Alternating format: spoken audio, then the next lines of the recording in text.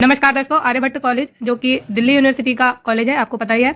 और यहाँ से आपके लिए असिस्टेंट प्रोफेसर की वैकेंसीज आई हैं और वेरियस इसमें आपके डिसिप्लिन है। ये आपकी पोस्ट जो है परमानेंट होने वाली है। इसकी लास्ट डेट अप्लाई करने की है 27 दिसंबर 2024। इसमें जो आपको सैलरी मिलेगी वो आपको पे लेवल 10 पर मिलेगी और 7th CPC पे मैट्रिक्स पर मिलेगी। ठीक है, तो सैलरी आपकी अच्छी होती है। इसमें 57,000 से 1,82,000 कुछ के बीच में होती है। ठीक है, सैलरी काफी अच्छी है। आपको पता ही है, असिस्टेंट प्रोफेसर एक बड़ी पोस्ट होती है। और इसमें अप्लाई करने के लिए आपको एलिजिबिलिटी क्या चाहिए, आपका एप्लीकेशन प्रोसेस क्या होने वाला है, कैसे आपको अप्लाई करना है। इसमें जो है एक इंटरव्यू के लिए शॉर्टलिस्ट होने के लिए API स्कोर होता है। API का मतलब होता है एकेडमिक परफॉर्मेंस इंडेक्स। इसके बेस पर जो है आपको शॉर्टलिस्ट किया जाता है इंटरव्यू के लिए। बेसिकली ये शॉर्टलिस्टिंग क्राइटेरिया है इंटरव्यू में शॉर्टलिस्ट होने के लिए। तो ये तो API स्कोर का हम डेफिनेटली इसमें डिस्कस करने वाले हैं। एलिजिबिलिटी आपकी चेक करने वाले हैं और कौन कौन सा डिसिप्लिन है, वैकेंसीज कितनी है, वैकेंसीज भी अच्छे नंबर में है। तो वीडियो का एंड तक जरूर देखेगा ताकि आपकी कोई इंपॉर्टेंट अपडेट मिस ना हो, आप कोई भी इन्फॉर्मेशन मिस ना करें इसमें अप्लाई करने के लिए। तो चलिए शुरू करते हैं। सबसे पहले जानेंगे हम कि इसमें आपके कौन कौन से डिसिप्लिन है। और पहला आपका डिसिप्लिन या डिपार्टमेंट कह सकते हो बिजनेस इकोनॉमिक्स है। इसमें टोटल 5 वैकेंसी है, 5 में से 2 अनरिजर्व के लिए है, 3 आपकी OBC के लिए है। फिर कॉमर्स का है, टोटल 1 वैकेंसी है और PWD के लिए है, वो भी कैटेगरी सब कैटेगरी है इसमें, VI मतलब विजुअली इम्पेयर्ड। फिर है इकोनॉमिक्स का आपका सब्जेक्ट या डिसिप्लिन या डिपार्टमेंट और इसमें 1 ही वैकेंसी है आपकी और वो SC कैटेगरी के लिए है। इंग्लिश की बात करें तो 2 वैकेंसी है, 2 में से 1 अनरिजर्व के लिए है, 1 ST के लिए है।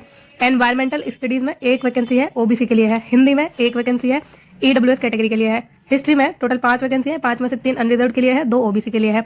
मैनेजमेंट स्टडीज में 5 वैकेंसीज है और उसमें से 1 आपकी अनरिजर्व के लिए है, 1 OBC के लिए है, 2 SC के लिए है, 1 आपकी EWS के लिए है। फिर नेक्स्ट है मैथमेटिक्स, टोटल 1 वैकेंसी है और ये 1 वैकेंसी आपकी जो है OBC के लिए है। नेक्स्ट है म्यूजिक, म्यूजिक में 1 वैकेंसी है अनरिजर्व के लिए। पॉलिटिकल साइंस में 4 वैकेंसी है, चारों की चारों अनरिजर्व के लिए है। साइकोलॉजी में 1 वैकेंसी है, वो भी अनरिजर्व के लिए है।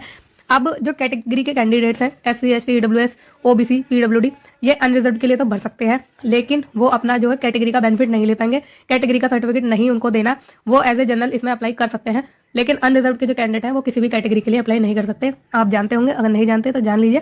कैटेगरी वाले जनरल के लिए कर सकते हैं अप्लाई, लेकिन उनको अपना कोई कैटेगरी का सर्टिफिकेट नहीं देना, ना ही उसमें फॉर्म में बताना होता कि वो कैटेगरी के हैं। ठीक है, बाकी जो अनरिजर्व के हैं वो नहीं भर पाते क्योंकि उनके पास कोई सर्टिफिकेट नहीं होता है।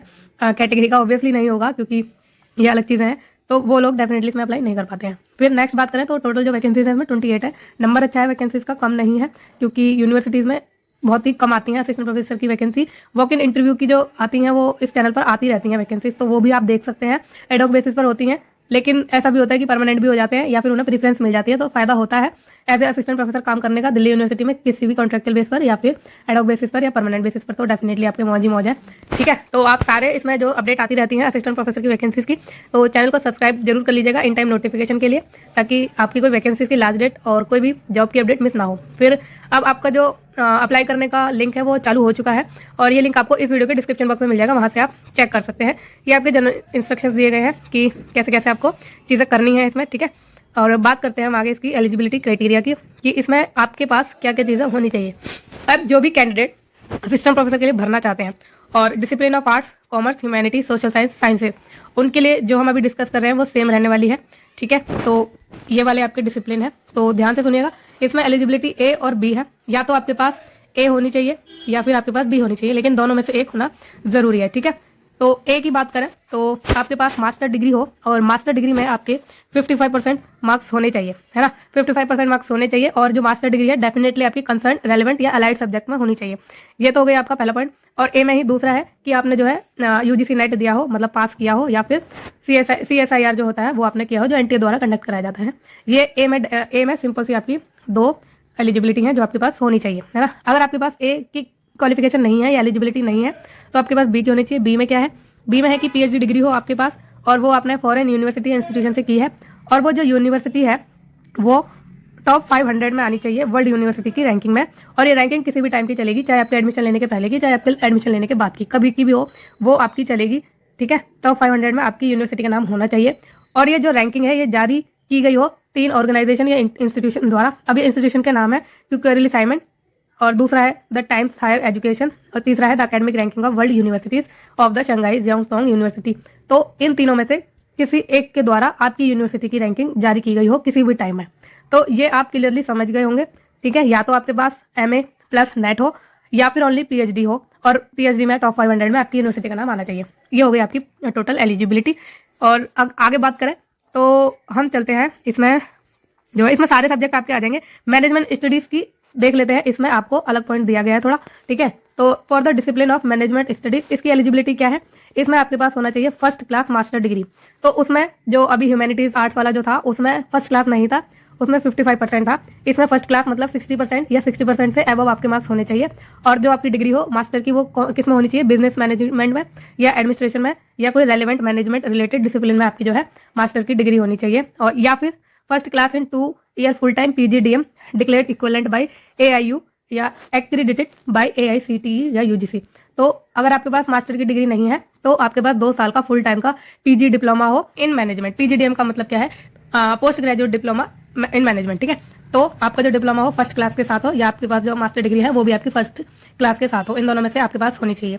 या फिर अगर आपके पास ये वाली क्वालिफिकेशन नहीं है तो और करके इसमें दिया गया है कि आपके पास फर्स्ट क्लास की ग्रेजुएट हो, साथ में प्रोफेशनली क्वालिफाइड चार्टेड अकाउंटेंट या cost and work accountant, company secretary of the concern statutory bodies, ये आपके पास होना चाहिए, ठीक है। आपने फर्स्ट क्लास यानी 60% या 60% से ऊपर के साथ अपनी ग्रेजुएट की हो, साथ में आपके पास प्रोफेशनली जो क्वालिफाइड CA का वो होता है डिग्री वो आपने क्वालिफाई करी हो, और या फिर cost and work account company secretary of the concern statutory body ऐसा कुछ किया हो, ठीक है। तो ये हो गया आपकी बिजनेस स्टडीज का पहला पॉइंट। दूसरे में आपके पास होना चाहिए नेट, ठीक, नेट होना चाहिए जो कि UGC द्वारा कंडक्ट कराया जाता है, NTA द्वारा कंडक्ट कराया जाता है, ठीक है। तो ये चीज हो गई आपकी पहला और दूसरा पॉइंट आपके लिए कंपलसरी है होना, ठीक है। पहले में आपको ऑप्शन दिया गया है, दूसरे में ऑप्शन नहीं है, नेट कंपलसरी है।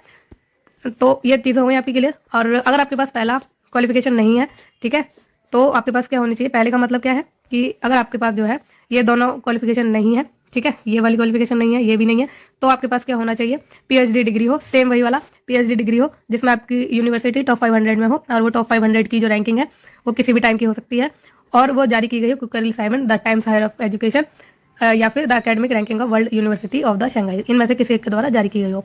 तो आप समझ गए होंगे, शायद मैंने TH यानी द टाइम्स हायर एजुकेशन ने ऑफ लगा दिया है, उसको माइंड मत करिएगा। तो ये चीजें आपकी क्लियर हो गई होंगी कि क्या आपके पास होना चाहिए मैनेजमेंट स्टडीज के लिए अप्लाई करने के लिए और आर्ट्स ह्यूमैनिटीज वाले में अप्लाई करने के लिए, ठीक है।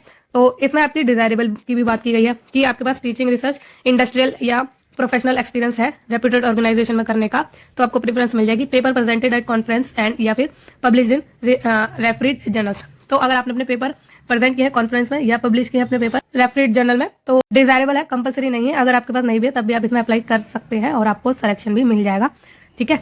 तो नेक्स्ट चले अब आगे। तो जनरल नोट्स दिए गए हैं यहाँ पे कुछ, और ये सारा आपका PhD वगैरह। अच्छा, इसमें एक और बात बता दूं, 55% जनरल कैटेगरी के लिए है, 5% का रिलैक्सेशन कैटेगरी वालों को मिल जाएगा। मतलब जो कैटेगरी वाले स्टूडेंट है SC ST OBC EWS PWD इनको जो है 50% के बेस पर जो है ये अप्लाई कर सकते हैं असिस्टेंट प्रोफेसर के लिए, ठीक है। 55% आपका अनरिजर्व के लिए है और 50% आपका कैटेगरी वालों के लिए है ना। और एज रिलैक्सेशन भी इसमें मिल जाएगा कैटेगरी वालों को, जैसे कि गवर्नमेंट में दिया जाता है।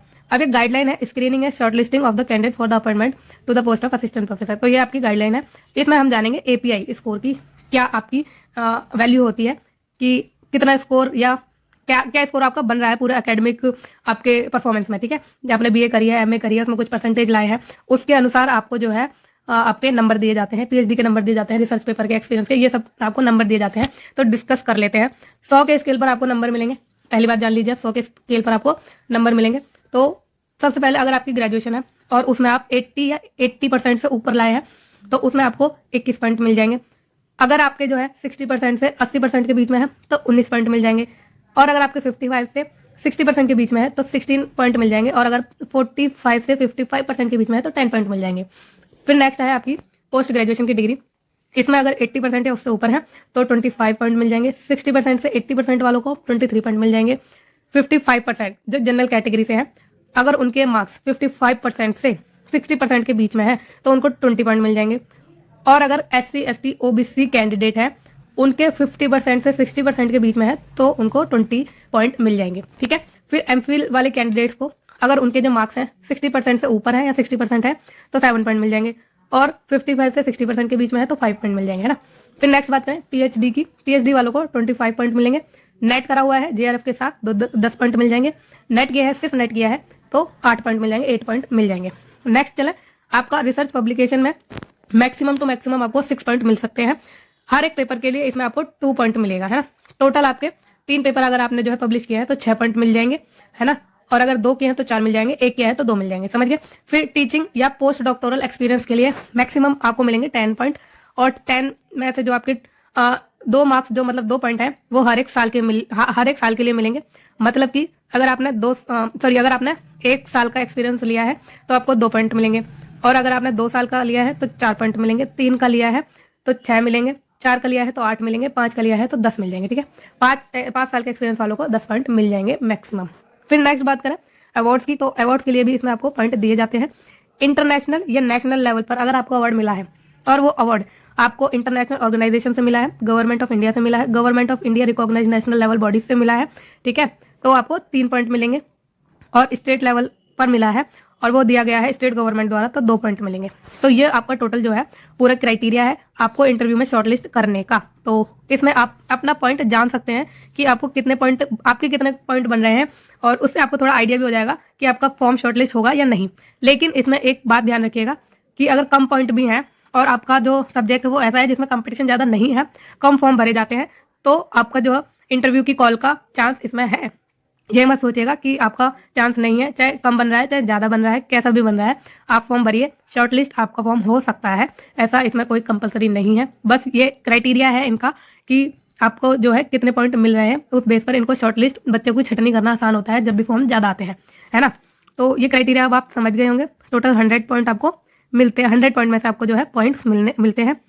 अब नेक्स्ट बात करें तो ये आपकी कमेटी है कि कमेटी में कौन कौन शामिल होंगे, ठीक है। प्रिंसिपल ऑफ द कॉलेज ये सब होगा, 2 टीचर्स होंगे, 1 टीचर फ्रॉम रिलेटेड डिपार्टमेंट होगा, और ये 2 टीचर है वो रेलिवेंट सब्जेक्ट्स होंगे, तो आपको पता है, ठीक है। SC ST minority women person, ठीक है, इनके भी बॉडी में होते हैं, कमेटी में होते हैं मेंबर्स। फिर at least 3 members shall form the quorum, ठीक है। तो ये सब इनका पूरा स्क्रीनिंग का क्राइटेरिया है कि स्क्रीनिंग कमेटी में कौन कौन बैठेगा, कौन कौन इंटरव्यू लेगा, ये सब चीजें इसमें होती है। फ्रिक्वेंटली आस्क्ड क्वेश्चन है इसमें। तो can person apply for more than 1 faculty, yes, separate form will have to be filled for each faculty position. तो अगर आपने जो है एक से ज्यादा सब्जेक्ट में अपनी MA और नेट दोनों क्लियर किए हुए हैं और आप फॉर्म भरना चाहते हैं उसके लिए, तो आप भर सकते हैं, ठीक है। और इंडियन सिटीजन OCI भी भर सकते हैं। एप्लीकेशन फीस की बात करें तो इसमें एप्लीकेशन फीस भी आपकी जाएगी। जो भी candidate unreserve OBC EWS category से बिलोंग करते हैं उनको 500 रुपए देने हैं, और जो भी कैंडिडेट SC ST PWD या वुमेन एप्लीकेंट है उनको कोई भी फीस नहीं देनी, उन्हें फीस की माफी यानी एग्जाम किया गया है फीस से, और फीस नॉन रिफंडेबल है, ठीक है। ये ध्यान रखिएगा कि फीस वापस नहीं होगी आपकी। और ऑनलाइन क्या है ये कि what are the categories required to be marked और entered into the online proforma. The online proforma है provision for marking reservation category of the candidate. ये इंपॉर्टेंट हमारे लिए इतना है नहीं, ठीक है। तो जो इंपॉर्टेंट है हमें वही डिस्कस करना है ताकि हमारा टाइम वेस्ट ना हो, टाइम बचे, क्योंकि टाइम सबका कीमती है। और ये भी मैंने आपको बता दिया कि रिलैक्सेशन वगैरह आपको मिल जाएगा। नेट से एग्जाम्पशन उन्हें मिलती है जिनका नेट कंडक्ट नहीं होता, लेकिन जिनका कंडक्ट होता है कंपल्सरली जो है नेट क्वालिफाई करना होता है, या फिर एप्लीकेंट ने या कैंडिडेट ने PhD की डिग्री ले रखी है तो उन्हें जो है नेट की जरूरत नहीं पड़ती है। तो ये चीजें हैं इसमें, आपको पता ही है, नेट होना चाहिए, MA होनी चाहिए, या फिर आपके पास सिंपल PhD डिग्री है तो आप इसमें आराम से जो है अप्लाई कर सकते हैं। ये चीजें आपकी सारी इंपॉर्टेंट हो गई है और कवर तो हमने सारी चीजें कर ली हैं। अगर आपके पास कोई डाउट है, आप मुझसे कुछ पूछना चाहते हैं तो मुझसे कमेंट के द्वारा पूछ सकते हैं। बाकी आपको ये वीडियो कैसी लगी है प्लीज मुझे कमेंट करके जरूर बताइएगा, और फ्यूचर में रेगुलर जॉब्स की अपडेट के लिए, इन टाइम वैकेंसीज की नोटिफिकेशन के लिए इस चैनल को प्लीज लाइक, शेयर और सब्सक्राइब जरूर करिएगा। Thank you so much.